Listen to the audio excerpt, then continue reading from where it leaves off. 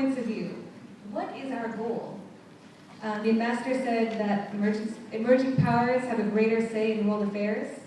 Bapak Yusuf asked, how will Indonesia play a role in the competition and cooperation between the US and China? So what is our goal, and how are we going to get there? We'll talk about specifics. Who would like to go first? I think, the goal of Indonesia really is how to establish a certain balance of power in this part of the world, and then with a lot of cooperation and maybe some competition, and also, of course, that through this kind of regional efforts, we can then get some stability and some understanding, and some even, of course, joint cooperation. So that is in general. But in concrete, of course, what we really aiming at, and that is related to what Jonathan was asking, what we want definitely on the South China Sea is how to establish that ASEAN and China relationship so that we can say that we have a stable relationship with China on this issue. And that means, we have to solve some of the problems. And that means that we have to have a code of conduct established very soon. Sooner is better.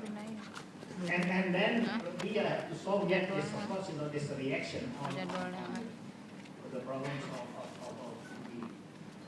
the new developments of this leaves and all that, right? This reclamation and all that. So that is all these issues that we have to solve. So at the end of the day, what we would like to see is a peaceful relationship, a cooperative relationship between China and ASEAN. And that is, we would like to get if possible, through regional institutions and bilateral relationship between ASEAN and China. And we hope, therefore, to solve this problem of South China Sea, because this is the main, I think, token, a symbol that we really can deal peacefully with China, ASEAN. So that is what we are aiming at. I'll ask a quick question and jump to Don. But the balance of power for what purpose? Just to have? Or what is Indonesia's main goal, main strategy? Dr. Emerson? Yeah. Okay, peace and development. We can all agree on that. But I think that's right. We need to be more specific, and we also need to ask another question. Should democracy be part of that list? Peace, development, and democracy?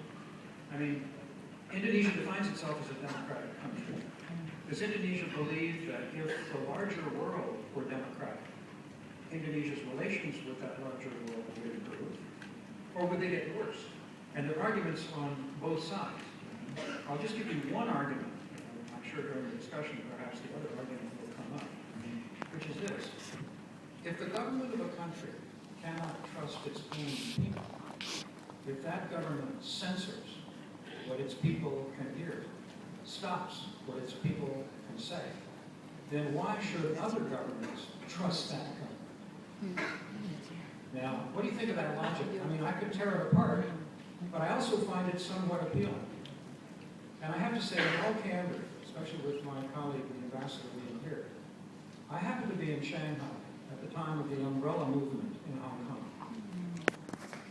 Now, the umbrella movement failed. We need to get into those details. But the umbrella movement was being broadcast on CNN in my hotel.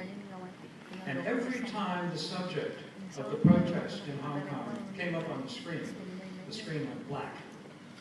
And the volume was cut. And I was blind, and there was silence, and I didn't know what was going on. And about a minute or two later, when another topic had come up, the screen went back on, and the volume went back on, and I could hear and I could see. And I thought to myself, does this government trust its own people? Why would it have to hide something from its own people, as if they were children, and they couldn't be bothered with what's going on in the real world? I find that personally very disturbing. And accordingly, I frankly find it a little bit hard to trust a government that doesn't trust its own people. Now, I know the ambassador may wish to reply to that. I'm just being candid and sincere, and I hope I haven't hurt his feelings or the feelings of anyone in the room. Now, the next thing I do want to say is this. Indonesia has certain models for how it relates to the larger world. And since I haven't talked about Indonesia yet in this panel. I want to do so. And I want to do so in the following way. I want to take 3 slogans, 3 mantra in a way, from Indonesian history, and ask, do they work or not? To try to be specific about how Indonesia should handle its relations with, particularly with the larger powers. Now, we all remember Mendayung di antara dua karang. That's the base. That's the historical base. That goes back to the 1940s, right? To row between 2 reefs. In the Cold War, perhaps the Soviet reef and the American reef. Now, potentially in what some are calling the cool war. Not a Cold War, certainly not a hot war. Between Beijing and Washington. Beijing is one reef, Washington is the other reef. It's up to Indonesia to go in between. Now, the problem I find with this is that it replaces reason with geometry. In other words, the idea is Indonesia has to maintain equidistance between the 2 reefs. Right? As if those 2 reefs dictated Indonesian foreign policy. Oddly enough, the notion of neutrality is a recommendation for complete passivity, right?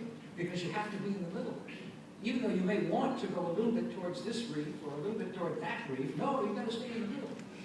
So I frankly, that critique at least leads me to question the adequacy of that metaphor for describing Indonesia. And let's remember the fascinating history of foreign policy thinking in Southeast Asia. I remember the days when it was Singapore that was saying, no, we have to have the elephants inside the tent.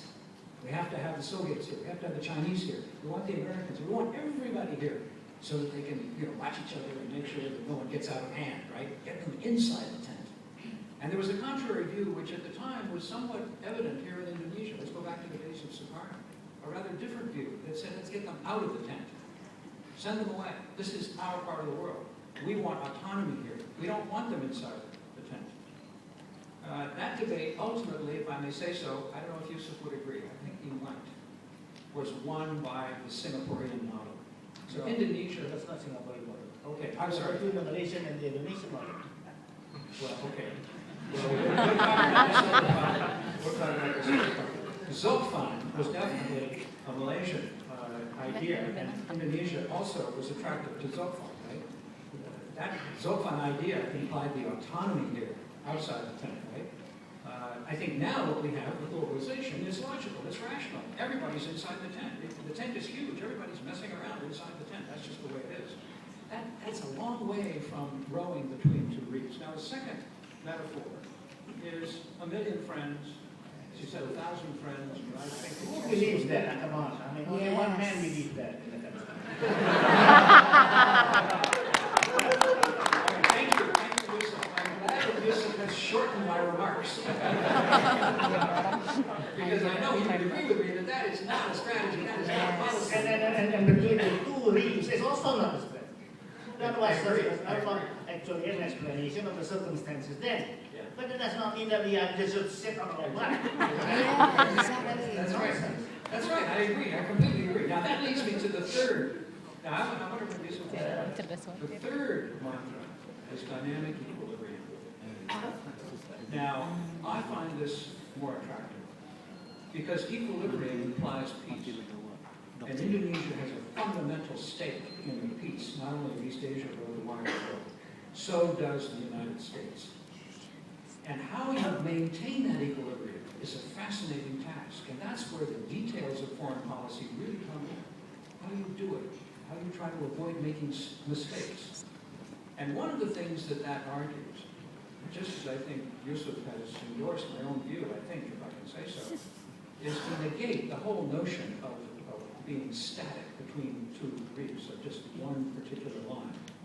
For example, if the Americans get out of hand, right, I mean, to use crude language in this part of the world, if the Americans run roughshod, over the adjacent waters or otherwise, threaten to trigger a conflict, for example, with China, that could envelop Southeast Asia and drag the region into a war, then it's time for Southeast Asia to begin saying to the Chinese, hey, we got to get together and stop these Americans. These Americans are really messing up. They're creating a real problem.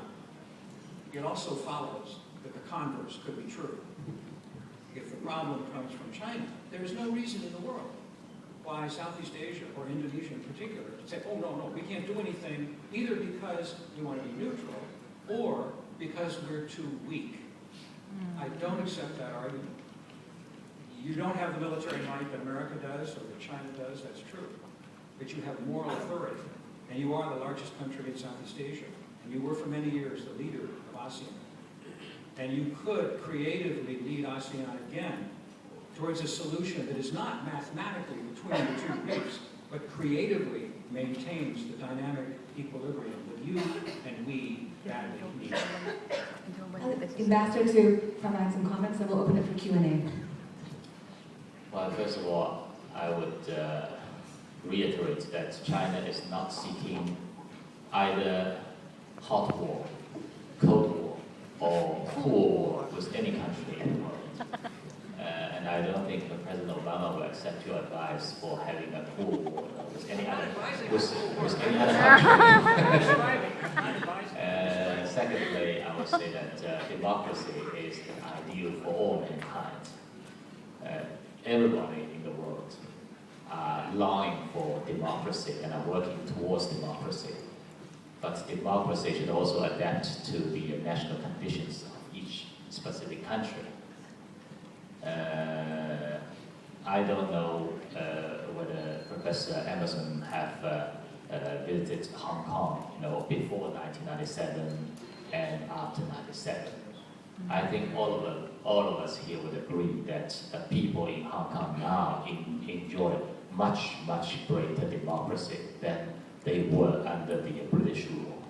At that time, for example, the governor of Hong Kong was not elected by anybody, but appointed by the Queen. But now we elect the governor. So we have to recognize the progress and be objective to the progress. And thirdly, I think to call for democracy is one thing, but I think we should not, what should I say, to talk democracy, but saying that in a very dictative way. I think this is not a democratic way, to make democracy available. I think it's also important for us to democratize our concept, our way of doing things. And we also have to guard against, some people in past history have done something, under the camouflage of democracy, but rather, they have been brought about disaster.